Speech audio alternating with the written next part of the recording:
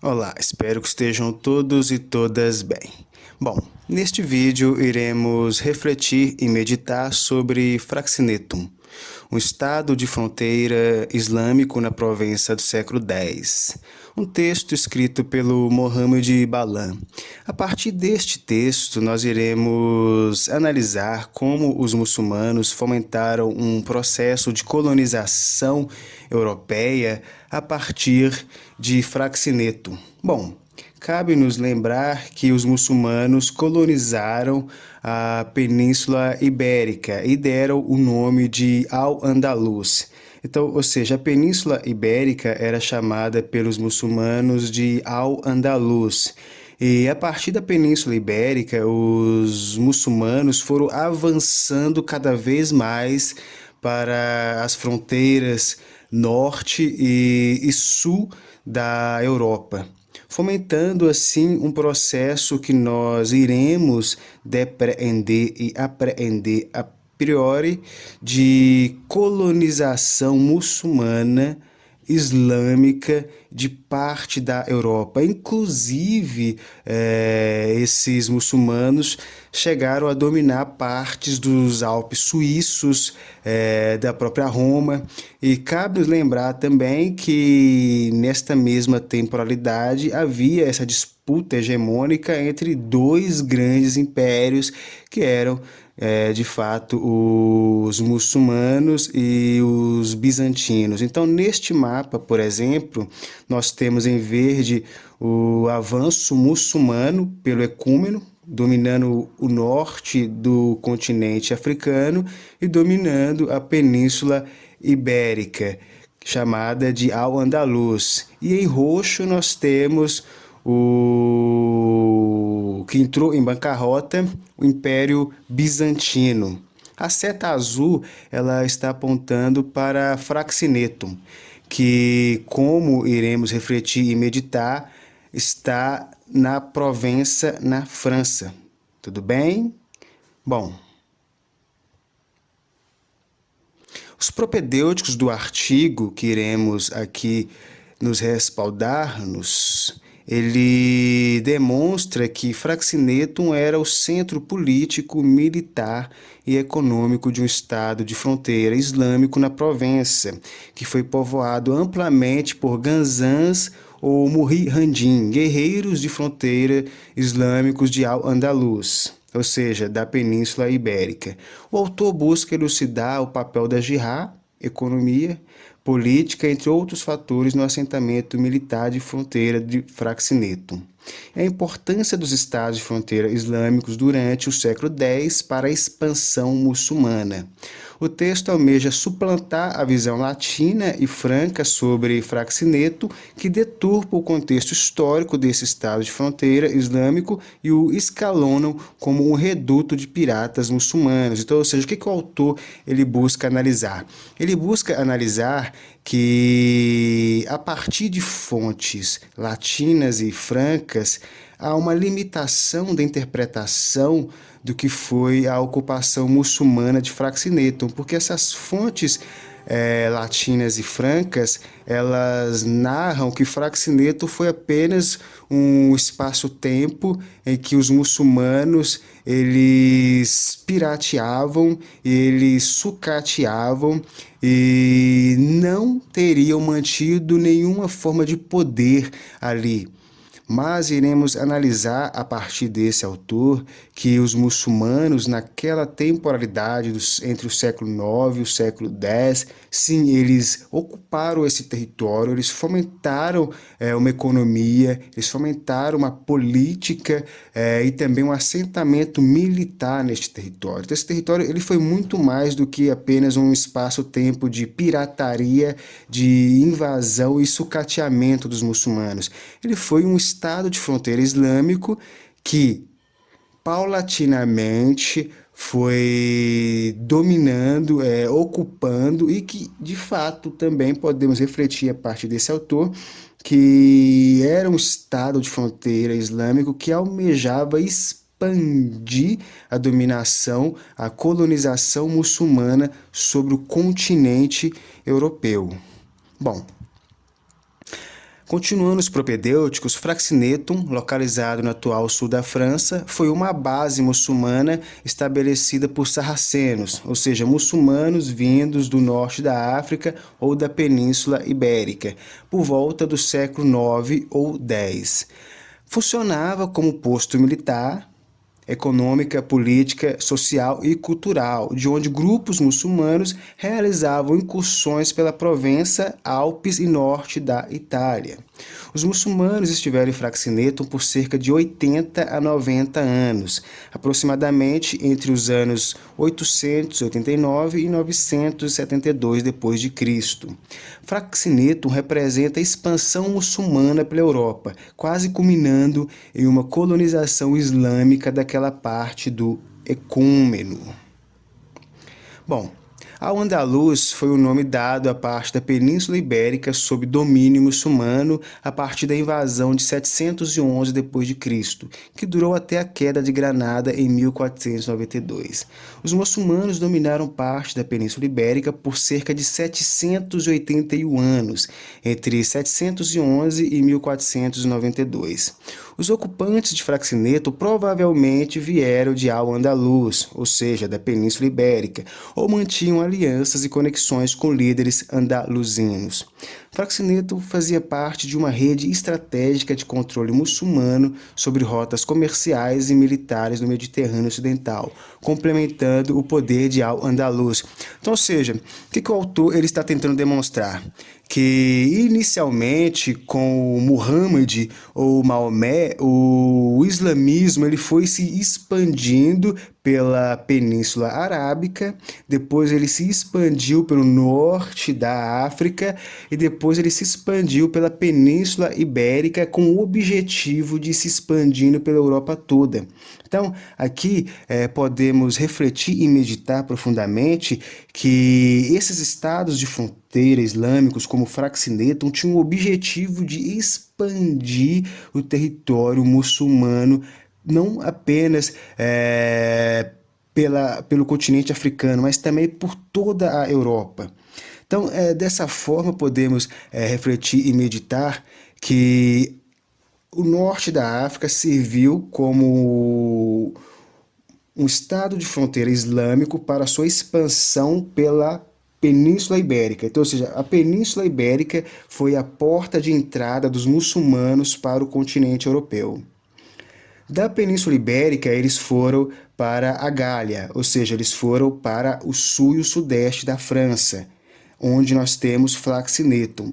Também estiveram nos Alpes suíços, também estiveram em partes da Itália, de Roma, tudo bem? Então, esses estados de fronteira, eles tinham objetivos de paulatinamente ir expandindo o processo de dominação, de colonização dos muçulmanos pela Europa. Então, eles foram muito mais do que as fontes latinas e francas contam, né? Apenas tidas como pirataria, né? Então, essas fontes latinas descrevem esses estados de fronteira islâmicos como fontes apenas de pirataria, de sucateamento, de invasão temporária desses muçulmanos.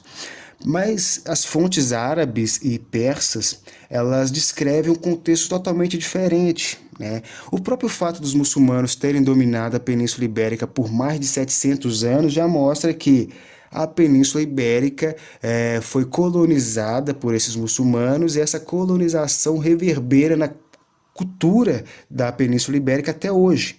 Então, ou seja, essa cultura muçulmana ela está muito bem estabelecida tanto em Portugal como na Espanha até os tempos de hoje. E em Fraxinetum não é diferente. Então, no sul da França, por exemplo, os muçulmanos deixaram contribuições incomensuráveis também. Então, as fontes latinas e francas tentam desmentir e deslegitimar o processo de dominação, de colonização muçulmana desses territórios. E também descredibilizam as contribuições culturais, sociais e políticas dos muçulmanos nesses territórios. Então, é isso que o autor almeja criticar essas fontes latinas e essas fontes francas que limitam os estudos e pesquisas sobre a dominação sobre os estados de fronteiras islâmicos dentro da Europa. Tudo bem? Bom, foi a partir da situação político-militar do Mediterrâneo dos séculos 9 e 10 que suscitou Fraxinetum. Então, a história de Fraxinetum pode ser melhor entendida dentro de uma cadeia de eventos, começando com a conquista muçulmana da Espanha e culminando no final do século X com a chegada de várias centenas de gazes andaluzes, ou seja, esses muçulmanos que vieram da Península Ibérica, que ocuparam eventualmente o sul da França e estabeleceram um assentamento militar de fronteira. O reino visigótico de Espanha foi destruído pelos exércitos muçulmanos. E em 711, 12 mil berberes e tropas árabes iniciaram a conquista muçulmana do reino visigodo de Espanha. Em menos de 5 anos, eles devastaram a Península Ibérica inteira e por volta de 730, tropas muçulmanas controlavam o sul da Gália. Então é exatamente isso, né? Então, esses califados muçulmanos, eles iniciaram-se ali com o profeta Muhammad, né, Maomé. Depois eles saíram da Península Arábica, dominaram o norte do continente africano. Do norte do continente africano, eles dominaram a Península Ibérica com o objetivo de se expandirem por toda a Europa. E nós vamos entender por que essa expansão muçulmana pela Europa ela malogrou. Bom, então, conclusão. Fraxinetum suscita no contexto das jihadis islâmicas, expansão político-militar muçulmana pelo Mediterrâneo dos séculos 9 e 10. A partir da conquista muçulmana da Espanha, há uma expansão para novas fronteiras europeias, como Creta, Suíça, Itália, inclusive a dominação de Roma, e Fraxinetum, entre outros estados de fronteira islâmicos também dentro da Europa. Então, Fraxinetum foi um estado de fronteira islâmico na Provença, sul da França, Gália. Funcionou como centro militar, político, econômico e até mesmo cultural a favor dos andaluzes e provavelmente poderia ter sido pensada como um forte para fomentar uma mobilização paulatina de uma colonização muçulmana de toda a Europa. Bom, então aqui nós vamos analisar 2 erros que provocaram a bancarrota de Fraxinetum. O primeiro erro foi conduzir ataques a montante do Vale do Ródano. Esse era o território de Otto I, que decidiu apelar ao califa de Al-Andalus, Abdurrahman III, que Otto acreditava ter autoridade para controlar suas atividades. Este episódio de diplomacia entre os 2 mais poderosos soberanos da Europa Ocidental, Otto I e Abdurrahman III, demonstra que o significado dos muçulmanos de Fraxinetum ia além dos limites de seus ataques e que, contemporaneamente, eles tinham o potencial para perturbar a balança de poder e o status quo entre poderes muçulmanos e cristãos na Europa Ocidental. Então, ou seja, Fraxinetum foi tão importante para a história muçulmana dentro da Europa, que conseguiu mobilizar uma relação de diplomacia entre os 2 mais poderosos líderes daquela temporalidade, que eram o Otto I e o Abdurrahman III. Então, ou seja, a partir de Fraxinetum e do seu objetivo de ir expandindo-se mais para o sul e o norte da Europa, fez com que esses 2 poderosos soberanos tivessem que entrar em um acordo para poderem deliberar sobre esse estado de fronteira islâmico denominado de Fraxinetum. Então, esse foi um dos erros que fez a bancarrota de Fraxinetum, né? Porque ele alarmou tanto o Otto I, e parte da Europa, como também o Abdurrahman III, que foi uma parte ali dos muçulmanos de Al-Andalus, né, da Península Ibérica. Então, foi um contexto que amedrontou ambas as partes e colocou ambas as partes em um alerta. Agora nós vamos entender o segundo erro. Então, o segundo maior erro cometido pelos andaluzes de Fraxineto, que subsequentemente deflagrou uma série de eventos levando à eventual ruína desse estado de fronteira islâmico, foi a captura de Maiolo, o abade de Cluny, considerado como santo vivo por alguns condes, duques e reis da Europa Ocidental, enquanto ele atravessava os Alpes em 1972. Então, a captura dele suscitou um fator de unificação nas disputas dos lordes de Provença contra os andaluzes e promoveu sua resposta coletiva à ameaça vinda de Fraxineto. Então, após a entrega de seu resgate e de sua subsequente libertação, Maiolo proclamou uma coalizão de nobres em uma semi-cruzada com o objetivo de remover os muçulmanos de França.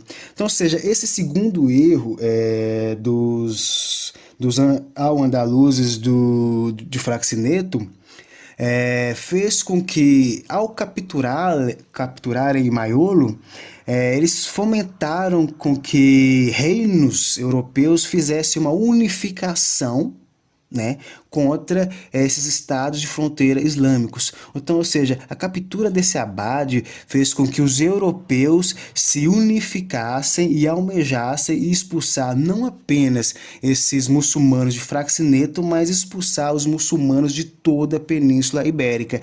Então, aí nós temos um início do que nós podemos entender enquanto cruzadas. Né? Então, ou seja, é o início daquela busca dos europeus de expulsarem totalmente os muçulmanos da Europa e logo após expandirem-se pelo ecúmeno. Né? Então, logo após que eles expulsam todos os muçulmanos da Europa, eles vão se expandir pelo continente africano, né? E vão posteriormente se expandir pelo ecúmeno. Tudo bem? Bom, então, a partir dessas reflexões e meditações, podemos concluir que deve-se sobrepujar a perspectiva tradicional latina e franca sobre os andaluzes de Fraxineto como piratas e saqueadores e aprofundar as pesquisas a partir de fontes alternativas, como as próprias fontes árabes, e sintetizar a história de Fraxineto como a história de um Estado islâmico de fronteira que foi parte de uma grande expansão muçulmana pela Europa, que provavelmente estaria conectado a interesses maiores, como uma colonização da Europa, se não tivessem sido contidos a tempo. Então é isso que o autor almeja refletir e meditar. Né? Que as fontes latinas e francas elas foram limitadas para narrar a história de Fraxineto dentro da Europa, também limitadas para narrar o processo de colonização muçulmana da Península Ibérica e também de partes da Gália, da França, dos Alpes suíços, né, e foram limitadas para se entender a busca dos muçulmanos de um processo de colonização de toda a Europa. Tudo bem? Bom, agradeço a atenção e espero que fiquem todos e todas bem.